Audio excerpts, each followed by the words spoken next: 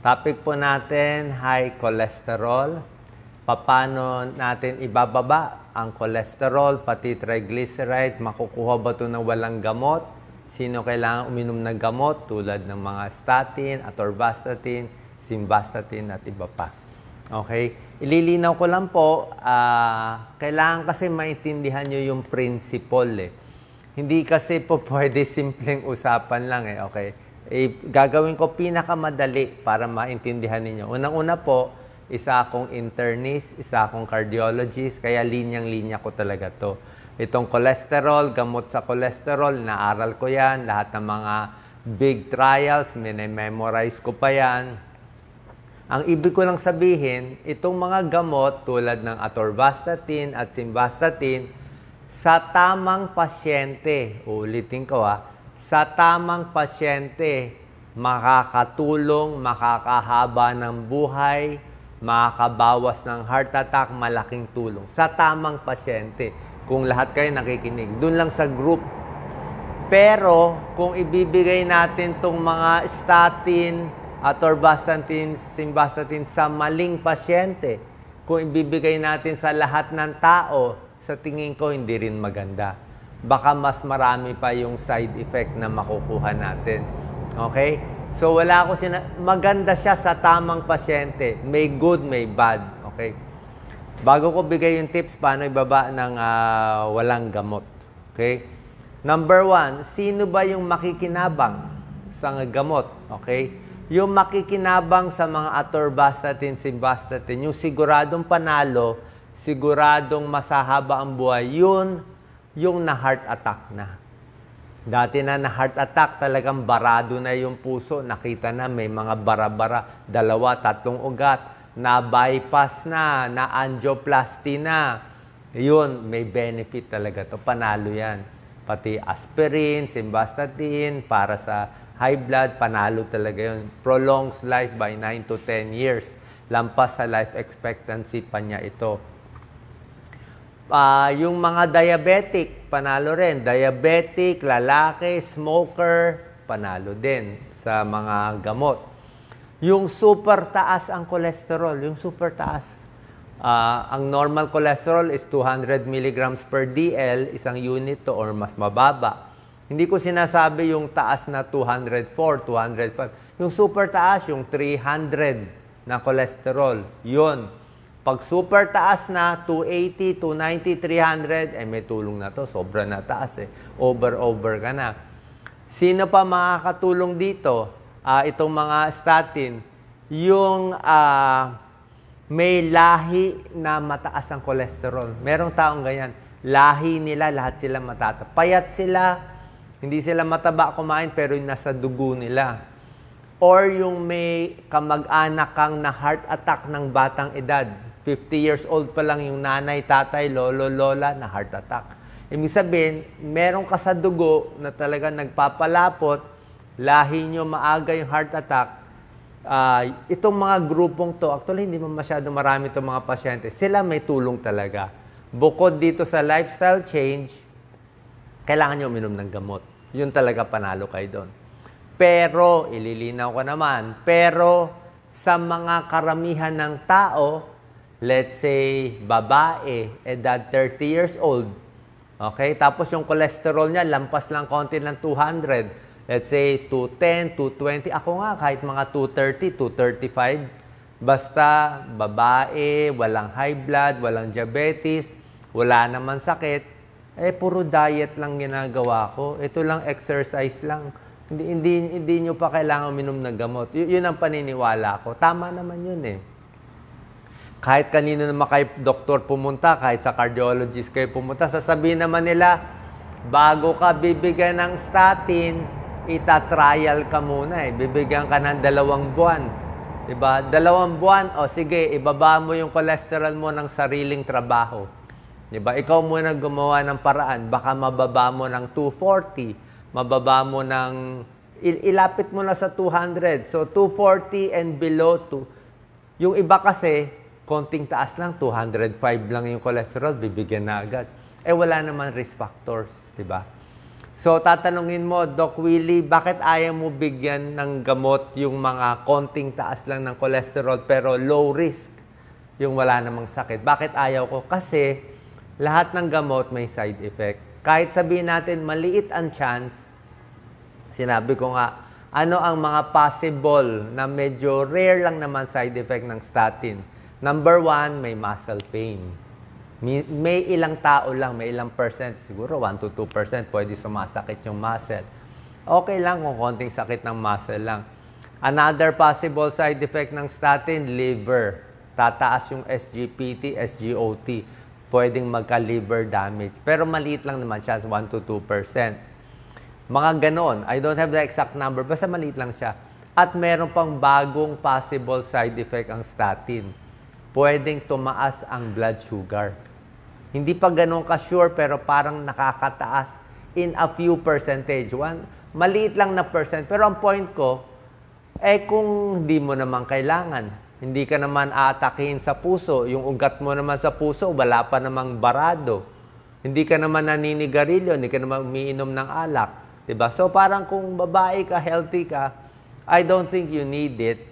I-try muna natin dito sa magandang tips ko. I have 15 natural remedies, mabababa mo yung cholesterol mo. At pag hindi lang nakuha dito, pag hindi tayo pumasa dito, tsaka na tayo minom na gamot. Okay? So, sana po malinaw. Sa tamang pasyente, malaking tulong tong mga simvastatin, atorvastatin, tuloy nyo lang. Pero sa maling pasyente, tingin ko, baka mas panalo na huwag na lang. Tsaka yung dose ko ng statin pala, may ibang doktor kasi, nasa trial kasi gusto nila high dose. High dose, mataas. Sa akin, mas mataas kasi yung dose, mas mataas yung side effect. Sa akin, low dose lang. Low dose lang. Lastly, bago ko bigay ang tips, explain ko lang, like ito si Doc Lisa. Doc Lisa, hindi naman ganun kataba. Pero, ang cholesterol ni Doc Lisa, 290. Wala siyang high blood, wala siyang diabetes. Kain niya, minsan may taba din. Pero, okay naman diet niya. Pero ang cholesterol niya, 290. Diba? Kung ang cholesterol ni Doc Lisa, 240, 230, okay lang siguro. Pero sa kanya, 290 Minsan 300 May lahi sila Baka namanan niya sa magulang niya yung super taas. So, kahit wala siyang risk factor, pag ganun kataas, minsan 280, 290, meron siyang gamot. Meron siyang atorvastatin. So, umiinom si Doc Lisa ng atorvastatin, pero low dose lang. 10 mg siguro 3 times a week, 4 times a week. Ganun lang yun. Atorvastatin, 10 mg. So, binabalance lang kasi sobra naman taas. Ayaw mo rin naman ganun kataas. Pero tulad na sinabi ko, kung di naman ganun kataas yung numbers nyo, kung 240 and below, walang risk factor, sa tingin ko, itong mga tips pwede na. Okay? Sana malinaw. Walang issue dito, maganda gamot o hindi maganda. Sa tamang tao, maganda. 'Di ba? Sa maling tao, hindi maganda. Parang antibiotic, explain ko lang.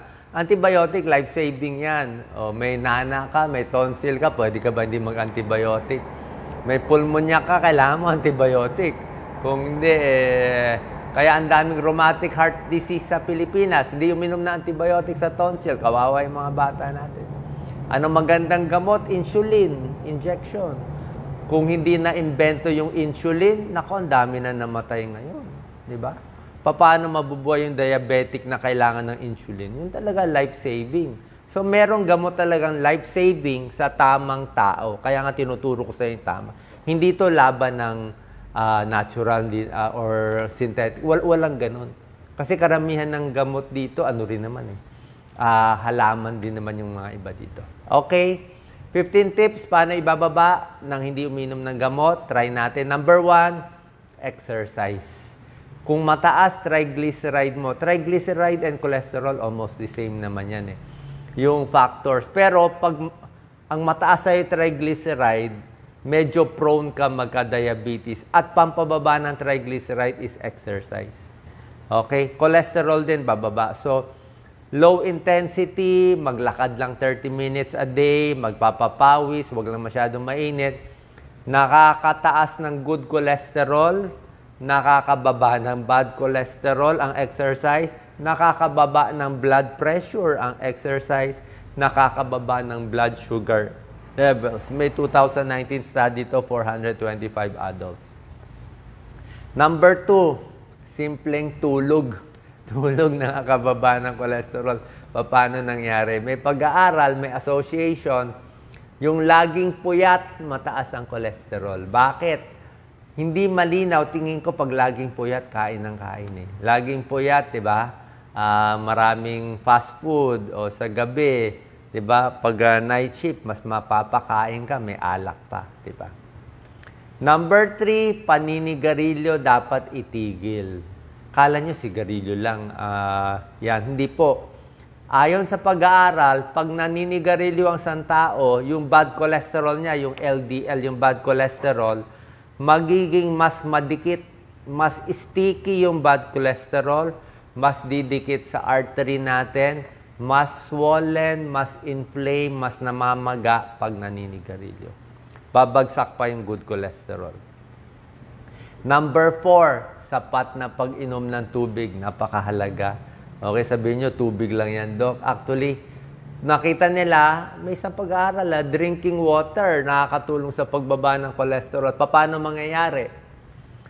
Di ba sinabi ko sa inyo, para bumaba ang cholesterol, di ba yung mga gulay-gulay, mga fiber, di ba? Kailangan yan, oatmeal, fiber, at iba pa.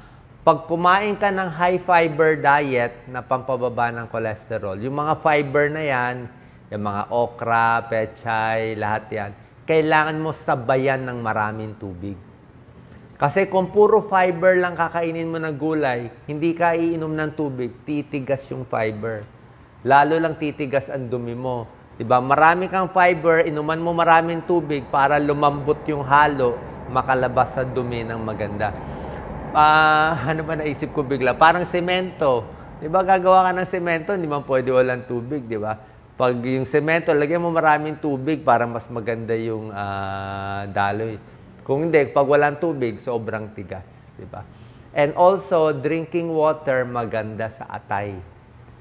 Ang atay natin, ang nagmamanage ng cholesterol natin, ang atay nagbe-breakdown ng cholesterol. Eh.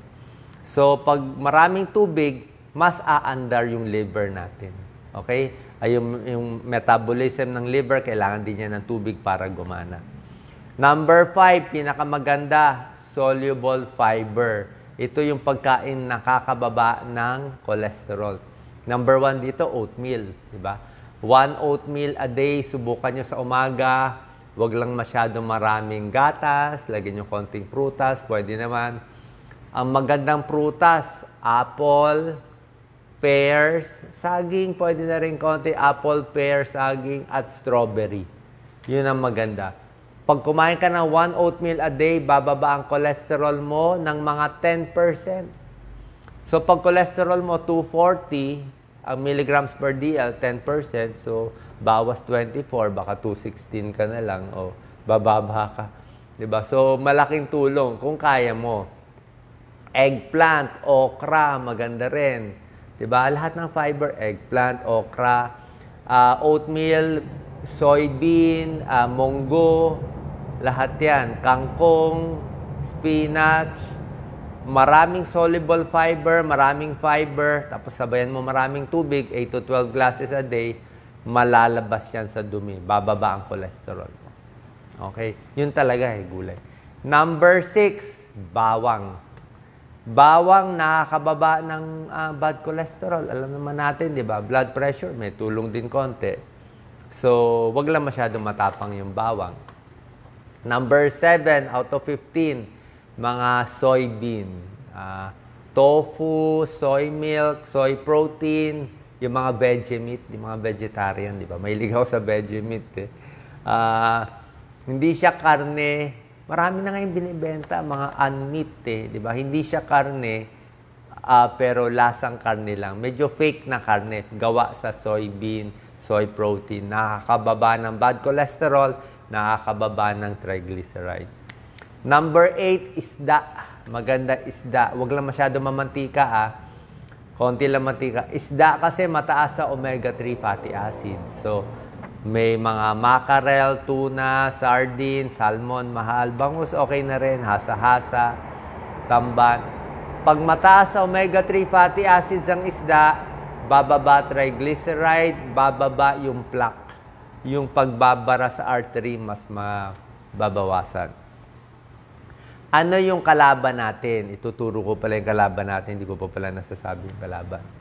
Ang ayaw natin, nandito rin siya eh. Ito pala, number 4. Ang kalaban natin is saturated fat.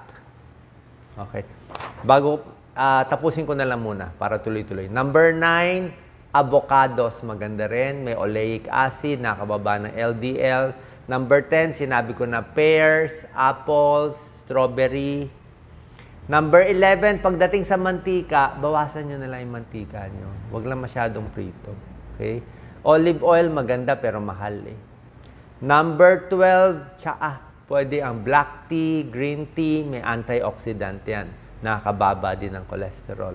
Yan, number 13, pupunta na tayo sa taba. Ang bawal na taba at mamantika, yung saturated fat, di ba? Ano favorite natin? O, to, maraming matatamaan. Favorite natin kumain adobo, di ba? Maraming mantika.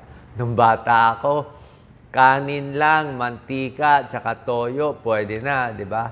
Pero tignan nyo yung mantika ng adobo, mantika ng bistek, o mantika ng nilagang baka, di ba? Habang kinakain mo, liquid siya. Eh, hayaan mo lang dyan. After 2 hours, malamigan. Ano mangyayari sa mantika ng adobo at nilaga nyo? Hindi ba magsesebo? Parang kandila, magiging kulay puti na matigas? Pag ang fat or oil nyo tumigas sa room temperature, yun ang masama. Yun ang masama. Yun ang pinakamasama. Kasi nga, kinain mo, mamaya magsebo sa katawan mo. Actually, hindi naman siya magsesebo dapat. Mainit naman yung katawan natin. Pero siya yung talagang, alam niya naman, di ba? Kaya pwede, pag lumamig na, tanggalin mo yung sebo. So, yung adobo, yung taba ng baboy, baka, chicken, a little less, butter, di ba? Matigas din. Di ba? Yan ang gustong-gusto natin eh. Yang masesebo, yan talaga nakakataas ng cholesterol. Full cream milk, ice cream, pastries, di ba? Croissant, di ba? Konting bawas. Cake, lahat ng icing na gusto natin, napakasarap. Pero konting bawas. Sabi nga, ang dami nga ng fats, kailangan daw ganito lang kalaki. Ganito lang kalaki. Number 14, trans fat, ayaw din. Another kind of fat, trans fat, yung mga margarine, fried foods, nasa fast foods, fried chicken, processed, mga butter, cookies. Di ba masarap yung mga butter cookies? Eh, may trans fat. Konting bawas din, kasama din yan sa cholesterol. Okay? And lastly, sabi ko nga, ingat din sa matatamis, konting relaxation, mas maganda rin para bumaba. Pag gagawin nyo lahat to, usually 2 months yan. Sa tingin ko, bababa yung cholesterol nyo. Okay? Kung bumaba ang cholesterol nyo, either matigil nyo gamot nyo, or baka mabawasan yung dosis ng gamot nyo, magulat yung doktor nyo. Diba? Sabi nyo, uy, bumaba pala bigla. Lalo na kung nagpapayat ka, bumaba pala ng natural way, o babawasan niya yung gamot mo. Okay? Pero syempre, ang final say, ang magdi-decide talaga, hindi naman ako, dapat yung personal doctor nyo pa rin. Kung usually sa puso ang cholesterol, so yung internist nyo, yung cardiologist nyo, siya po bahala mag-decide kung ano pinakamaganda sa inyo. Good luck po. God bless po. Share po natin.